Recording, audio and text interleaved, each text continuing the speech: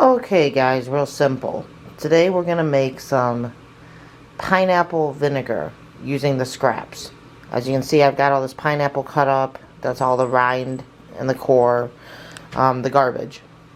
So first you're going to take a mason jar and fill it with 3 cups of water. Don't know if you can see the numbers on that jar, but we're at 3 cups of filtered water. Don't use your tap water, use some filtered water. So next step is you taking 1/4 of a cup of brown sugar.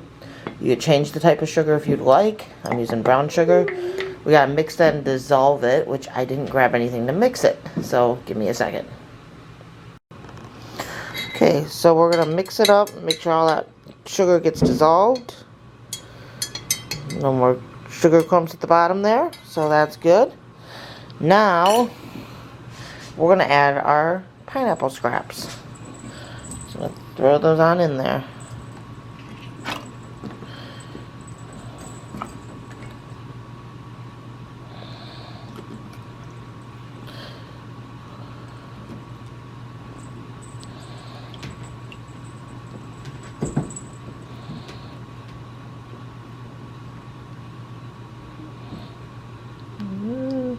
You might have to do a second ferment. You're going to fill it up until you basically can't anymore.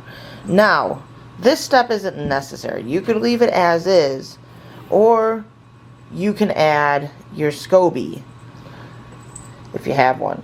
This is from previous ferments that I've done. I've got a SCOBY. If you don't have a SCOBY, you can leave it as is, like I said, or you can use a tablespoon of apple cider vinegar with the mother. Notice how it says with the mother on there. Bragg's has the mother. The mother has the organisms, microorganisms to create a SCOBY. This helps cause the ferment to go a little faster. Now you don't want to leave it uncovered like this. I use coffee filters. I'll put a coffee filter with a date over it, what it is that I'm fermenting, put it up in the cabinet. Now what you're going to watch for is these pineapples are going to get really cloudy as they ferment. And once they get done, all that cloudiness is going to drop to the bottom. Then you're ready to strain it. You strain out all that the sediment, so you just have a clear liquid, and you can at that point use it, or you can put it in another jar or a container, or leave it in this jar, and you can just let it continue fermenting till it's a little bit more sour. But we're going to go ahead and close this off. I guess we're going to have to do at least one more. That filled up very quickly. So we're going to have to do at least one more, but I thought I could get away with one. Why would I think that? That's basically over a jar's full of scraps. But I got plenty of SCOBYs left from previous ferments. And the SCOBY will be, like, I should probably explain this. Even if you don't add a SCOBY, as this ferments, you're likely going to get a SCOBY. It's a live organism. It's feeding off the sugar. It's getting the sugar off of the ferment so that it gets that vinegar taste, the sour taste. Your SCOBY will probably be more clear. Depending on what you're making, it comes out a different color, kind of.